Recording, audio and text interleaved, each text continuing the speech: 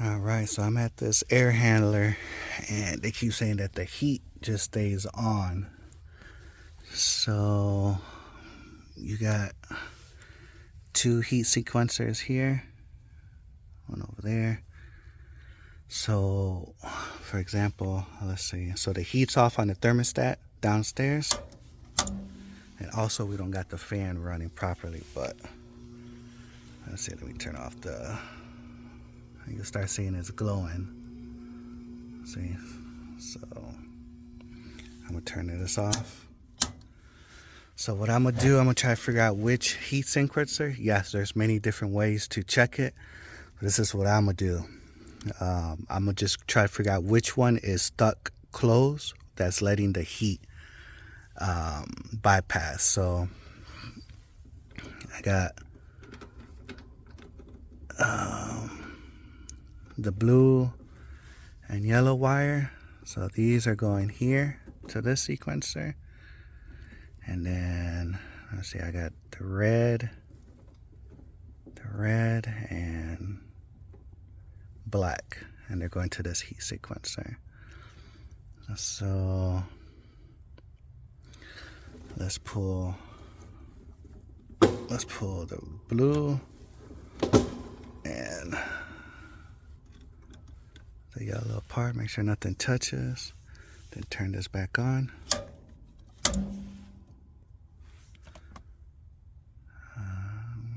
I don't hear nothing, so okay, let's see, turn the breakers off. So then breakers off, let's put this bad boy back. Then I'm just gonna try to figure out which heat sequencer is stuck. So now I'm gonna pull my red and my black. I would suggest just use needle nose, but for the meantime, this is how we're doing it. Okay, so these are on back in their terminals there. These two are off, so I'm gonna turn these on. Main breaker. Okay, I can hear it trying to heat up. Yep, there it goes, see? Okay, so now I know that this sequencer needs to be replaced. So let's double check. So put this bad boy back there. Put this one here. Take these off again. Just do that again, just to make sure. All right, so turn this on. Turn the light off. I don't hear it. Yep. Okay. So then it's this sequencer that's bad, so turn this off.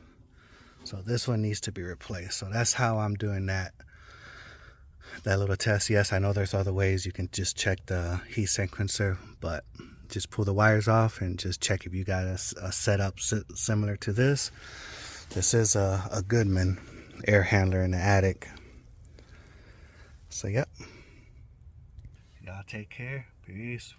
So I'm starting to take this heat sequencer out. This is a 5/16 screw. So here goes. Let's take this mullet plug out, just for nothing being in the way. And then power is off. Got this little hook thing right here, right there. Just make sure you lift up on it.